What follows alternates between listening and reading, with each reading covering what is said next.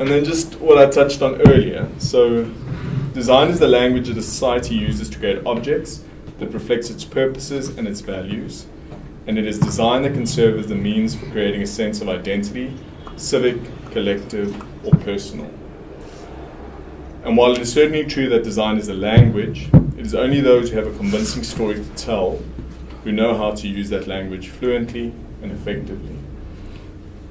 And I'm going to come back to this 3 times. But that last line is very important. Because unless we as activists are clear of what our aims are, of what our objectives are, of what we hope to achieve, no poster is going to be successful. Because posters is about reducing information, making them accessible in one glance. And so if you're not clear as to what you're hoping to achieve, it's going to be very likely that you're not going to be able to create a successful poster that can convey those sentiments as effectively as you'd want it to be. Then just in terms of buttons and pins, we haven't been using them that much, and I think they've become slightly expensive. But some organizations still do, and these days it's just the ones that you put onto your shirt, very kind of like little metal backing, and then the plastic over the front. And relatively effective and easy to make once you have a little machine. It's handmade essentially. But even they have a very long history. So this button was one that was created by Josiah Wedgwood, who was the potter for the Queen in England, but was part of a movement to end slavery. And so what it says is, I not a man and a brother. And this was then ultimately actually worn by all the anti-slavery campaigners, both in Britain and abroad. And it just speaks to the power of designers. So that, for instance, is a vase that he's designed and made, which is beautiful, but he also used some of what he was doing to actually advance social causes.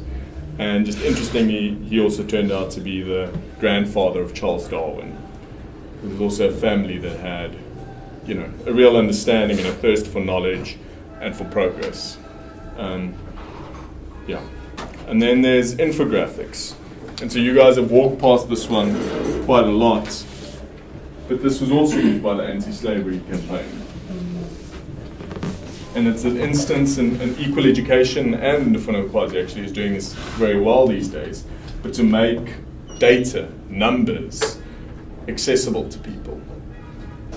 And so this is one of the slave ships, and these are the various levels in the slave ship.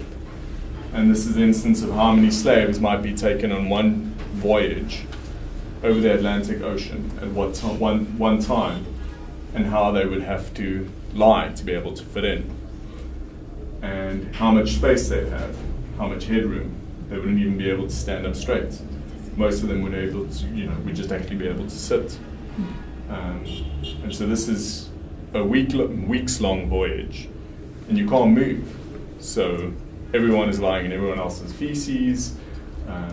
There's no space, limited food, and that was the reality. And this was then very effectively used by the anti-slavery campaigners. You printed these out, you rolled them up on horseback, in horse carriage. You could go across the country, attend public meetings, and actually make the case of just how awful the slave trade was, just by using this image that speaks 1,000 words, because you can really get the hardship and the indignity of that slave trade. All right. Just to ask for Yes. information.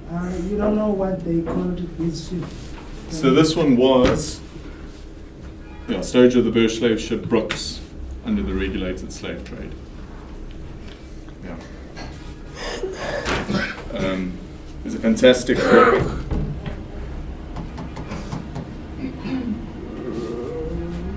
It's going to be in the library too.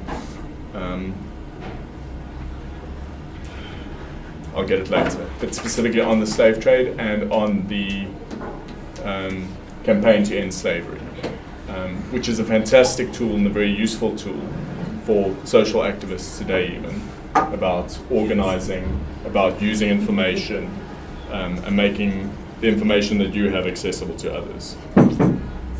All right, and then just interestingly, and this is just because I found this fascinating over our last election, but fashion, what movements choose to wear, says a whole lot. And so uniforms you kind of know, and we're told that they have a function and all the rest. But uniforms are simultaneously about command and control. They're about belonging and not belonging, about turning an individual into a member of a group, and about defining that group in opposition to others. Ever since the development of khaki and camouflage, the military uniform has always looked for an alibi and function. But uniforms depend on symbolic meaning expressed through colors, accessories, and badges of rank. These elements are not just functional, they are there to signal that the wearer means business. So interestingly enough, the uniform on your right there then is a SS uniform, and so a Nazi uniform. And some of you might be surprised to know that that was designed by Hugo Boss. So the big fashion designer, still around today, very successful, but he designed those uniforms. And then those uniforms are like weirdly so popular that a gay illustrator, kind of found them sexy. And so he then created a whole craze in a gay subculture around those uniforms. And he created these characters, and it's called Tom of Finland. And decades later, the space that occupies within certain circles and the level of regard that those images and those illustrations have actually resulted in that now becoming the official stamp. So you can get stamps of Tom of Finland. But also just shows how a fashion choice at a certain point actually has ripples and repercussions throughout history. And then just on fashion too. So art is a way of looking at the world, but so is fashion.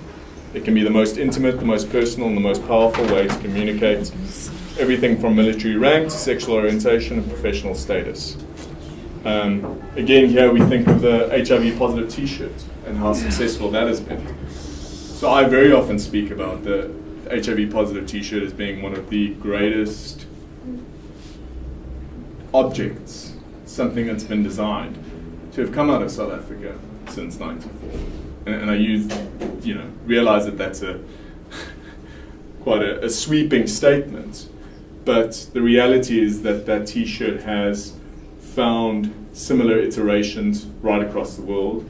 You have activists in India wearing it, you have activists in South America wearing it, you have TAC members who actually asked to be buried in that t-shirt.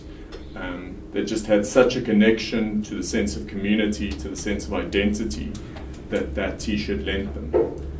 If we think at some point in the early days of the Treatment Action Campaign and before the Treatment Action Campaign, the level of stigma that people living with HIV faced, and how that t-shirt, and again, it's not to say alone, but that t-shirt played a huge part in shifting the perceptions and our perceptions of HIV in South Africa. And it's continuing to do that across the world. So the power of fashion. And partly also wanted to touch on fashion because in these last elections, and I'm still hoping to read a good article on it, but if you think about how the Red Berets, and if I had to say Red Berets now everyone would know who I'm talking about, how successful that was. And then we think of the DA's response with Blue Berets, and making the claim, but we've always had berets, and they might have, but we didn't know about it. And then all of a sudden the ANC comes out and says, well, we've had red berets, and we've had black berets, and we have all colours of berets, but them trying to underscore their berets. And the South African Communist Party, I remember a photo of one of their big council meetings, where all the comrades are wearing their red berets, which hadn't been done for years, but all of a sudden the red beret became something that we all want to aspire to.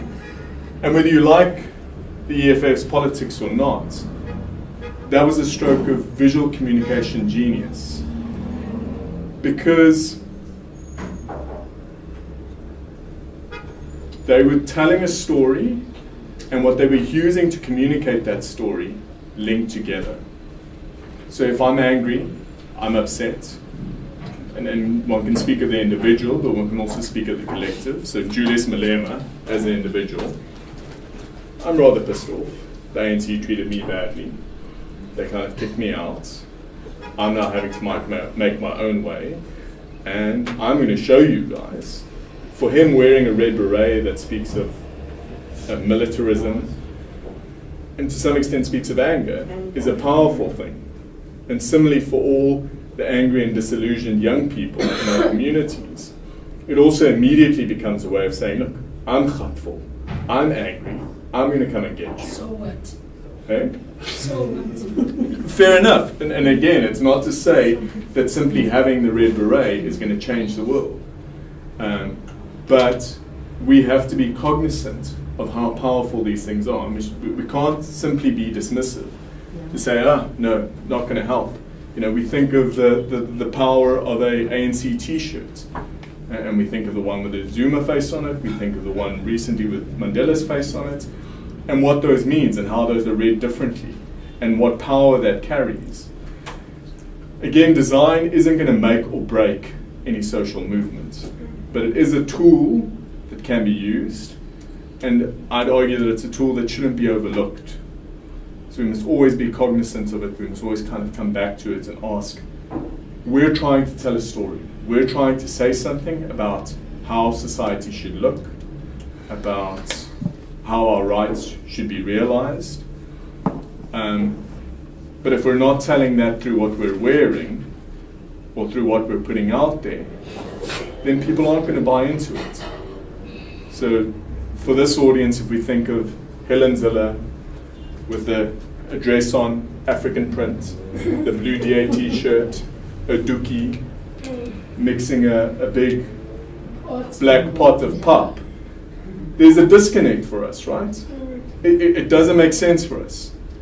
We feel, and these things are always subjective, but we read it as being slightly dishonest, you know?